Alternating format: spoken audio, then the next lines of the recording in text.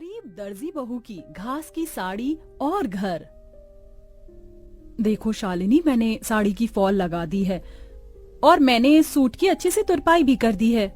तुम दोनों का बहुत बहुत शुक्रिया। तुम दोनों की वजह से मेरा दर्जी का काम कितनी जल्दी हो जाता है, वरना अकेले ये सब कर पाना मेरे लिए बहुत मुश्किल था। बातें बाद में कर लेना, ये लो जल्दी से नींबू पानी पी लो। बाजार में तो नींबू के भाव चांदी के भाव जितने चल रहे हैं, तो तुमने ये नींबू पानी कैसे बनाया? वो पड़ोस वाली काकी है ना, उनकी नौकरानी आज नहीं आई थी, तो मैंने उनके घर के थोड़े बहुत काम कर दिए थे, इसलिए उन्होंने पैसों के बदले मुझे ये नींबू दे दिए। ये भगवान भी कैसे कैसे दिन दिखाता है। हम गरीबों को गर्मी के मौसम में नींबू पानी पीने के लिए भी हमें कितनी मेहनत करनी पड़ती है। अदिति की बात सुन बाकी बहुएं उदास हो जाती हैं। शालिनी इन सभी बहू में से सबसे बड़ी बहू थी जो दर्जी का काम करती थी। वहीं बाकी घर संभालने के साथ साथ शालिनी के दर्जी के काम में मदद भी किया करती थी। इन पांचों के पति सड़कों पर झाड़ू और मजदूरी करने का काम करते थे, जिससे ये मुश्किल से 2 वक्त की रोटी ही खा पाते थे। अरे वाह शीला, तुमने तो अपने घर का हुलिया ही बदल दिया। कितना सुंदर लग रहा है तुम्हारा घर।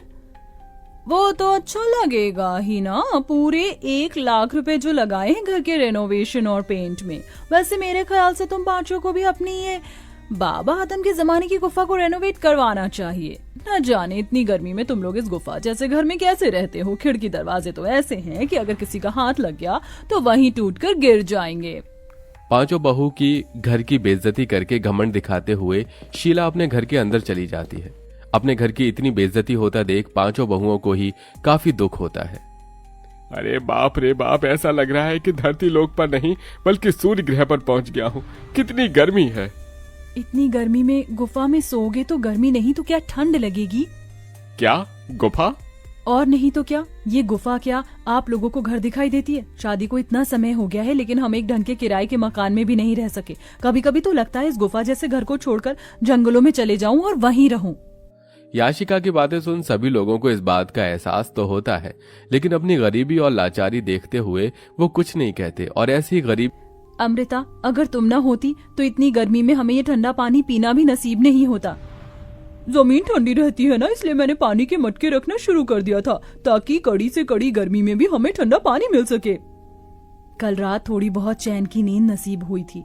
वैसे ये कपड़ा गीला कर ओढ़ कर सोने का आइडिया सच में कमाल का निकला। अब तो मैं रोज ऐसे ही सोऊंगी। पांचों बहुएं हमेशा अपने ऐसे छोटे मोटे जुगाड़ से गर्मी से थोड़ा बहुत बैक लिया करती थी। शालिनी देखो ना, मेरी साड़ी फिर से फट गई, इसे सिल दो। कितनी बार एक ही साड़ी को बार बार सिलकर पहनेंगे? जब से शादी हुई है तब से लेकर आज तक एक भी साड़ी नहीं पहनी है। वही 2-3 साड़ियों को सिल कर ही पहन रहे हैं। अदिति इतना बोल ही रही होती है कि तभी उन्हें बाहर से साड़ी वाले की आवाज आती है, जिसे सुन पांचों बहुएं जैसे ही बाहर आती हैं। अरे भाई साहब, ये नीली वाली साड़ी दिखाइए। अरे बहन जी, आप लोग वहाँ क्यों खड़ी हैं? देखिए, मेरे पास एक से बढ़कर एक साड़ियाँ हैं। बनारसी, सूती, लखनवी, जरी वाली। बताइए कौन सी साड़ी दिखाऊं? अरे भाई साहब जी, आप किन से साड़ी लेने के लिए पूछ रहे हैं जो एक ही फटी हुई साड़ी को सिल कर पहनती हैं? इनकी एक सूती की साड़ी लेने की तो औकात नहीं है। ये क्या ही महंगी साड़ियाँ लेंगे। अपनी पड़ोसन मोना और अलीशा को अपनी इतनी बेइज्जती करता देख पांचों बहू की आंखों में आंसू आ जाते हैं और वो सीधा घर के अंदर चली जाती हैं। पांचों बहुएं इस गर्मी और गरीबी से परेशान हो चुकी थीं। पांचों बहुएं आंगन में बैठ एक दिन झाड़ू बर्तन कपड़े कर रही होती हैं कि तभी अचानक जोरों से हवाएं चलनी शुरू हो जाती हैं। लगता है बहुत जोरों से तूफान आने वाला है। चलो जल्दी घर के अंदर चलते हैं। पांचों बहुएं जैसे ही घर के अंदर जाने लगती हैं कि तभी तेज आंधी की वजह से उनके घर की छत उड़ जाती है और साथ ही साथ उनके घर की दीवारें भी टूटकर बिखर जाती हैं। हे भगवान, ये तूफान गांव में नहीं बल्कि हमारी जिंदगी में आया। अब हम लोग कहाँ रहेंगे?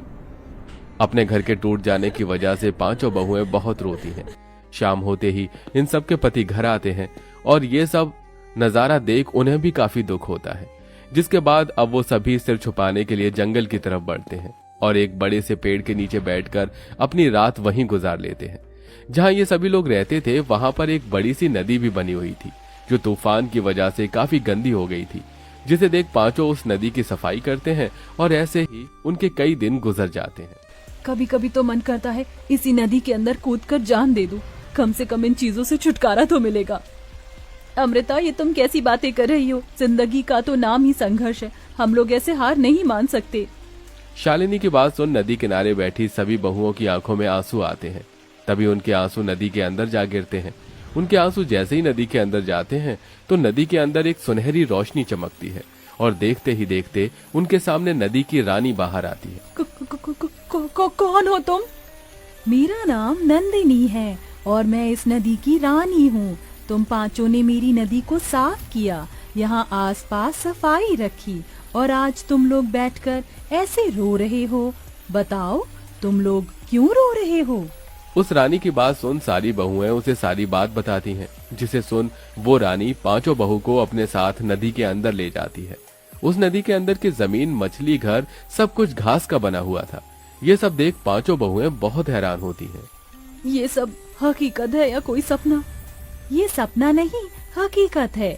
ये घास जादुई घास है जिसकी मदद से तुम लोग कुछ भी बना सकते हो और वो चीज बिल्कुल असली चीज की तरह ही काम करेगी। तुम लोग चाहो तो यहाँ से ढेर सारी जादुई घास ले जा सकते हो। नदी की रानी, आपका बहुत बहुत। पांचों बहुएं उस जादुई नदी के अंदर से ढेर सारी जादुई घास लेकर आती हैं और सबसे पहले उन जादुई घास से अपना घर बनाने लगती हैं। क्या इस घास से हम लोगों का घर बन पाएगा? ये मामूली नहीं, जादुई घास है। नदी की रानी ने कहा था कि इस घास से बनी हुई सभी चीज असली चीजों की तरह ही काम करती है। क्या पता ये घास का घर भी हमारा असली घर हो। पांचों बहुएं कुछ घंटे के अंदर एक बहुत बड़ा सा घास का घर तैयार कर देती हैं, जिसमें वो पांचों अलग अलग कमरे भी बनाती हैं। साथ ही साथ वो बाथरूम और रसोई घर भी बनाती हैं, जिसमें घास का चूल्हा, घास के बर्तन और कमरों में घास का पलंग, कुर्सी। जादुई घास होने की वजह से सारी चीज असली चीजों की तरह बिल्कुल मजबूत हो चुकी थी। मुझे तो यकीन ही नहीं हो रहा कि हम लोग अपने घर के अंदर खड़े हैं, वो भी एक ऐसा घर जो असली घर से भी ज्यादा मजबूत और अच्छा हो। अब तो हम यहाँ आराम से रहेंगे। जादुई घास होने की वजह से हमारा ये घास का घर भी कितना ठंडा है। अब तो यहाँ हमें बिल्कुल भी गर्मी नहीं लगेगी। पांचों बहुएं अपने अपने पतियों के साथ आराम से घर में रहती हैं और ऐसे ही कुछ दिन गुजर जाते हैं। सच में अब तो हद हो गई है। मन कर रहा है ये बची कुची साड़ी ले जाकर फेंक दूं। क्या हुआ अदिति, तुम इतने गुस्से में क्यों हो? गुस्सा ना करूं तो खुशी के मारे नाचूं। उस दिन तुमसे साड़ी सिलवाई थी, देखो आज फिर से ये साड़ी फट गई। अदिति की बात सुन शालिनी के मन में एक ख्याल आता है, जिसके बाद शालिनी दोबारा उस जादुई नदी के अंदर जाती है और वहां से ढेर सारी जादुई घास लेकर आती है और अपनी सिलाई मशीन पर पहन रखी हो। अब इन घास की साड़ियों में हमें बिल्कुल भी गर्मी नहीं लगेगी और हम आराम से रहेंगे। पांचों बहुएं उस घास की साड़ियों को पहनकर काफी खुश होती हैं। जिस तूफान से इन पांचों का घर टूटा था, उस तूफान में गांव में और भी कई लोग थे जो बेघर हो गए थे।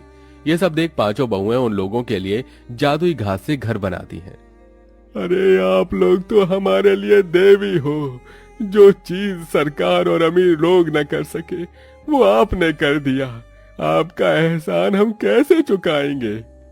जादुई घास के घर बनाने के साथ साथ पांचों बहुएं गरीब औरतों के लिए घास की साड़ियां भी बनाती हैं, जिन्हें वो काफी सस्ते दामों में बेचती हैं। बरसों से सपना था कि सूती की साड़ी लूंगी, लेकिन हमेशा पैसों की कमी की वजह से ना ले सकी। लेकिन आज आपकी वजह से मैं रुई जैसी मुलायम साड़ी पहन सकूंगी। आपका बहुत बहुत शुक्रिया। जरूरतमंदों की मदद कर पांचों बहू काफी खुश थीं। वो घास की साड़ी बेचकर थोड़े बहुत पैसे भी कमा लिए थे, जिनको अब वो बुटीक में लगाती हैं और बुटीक खोलती हैं। घास की तरह तरह की ड्रेस बनाकर बेचती हैं और अब उन सब के पति अपना खुद का काम शुरू कर देते हैं, जिससे अब धीरे धीरे उनकी जिंदगी सही राह पर आने लगती है।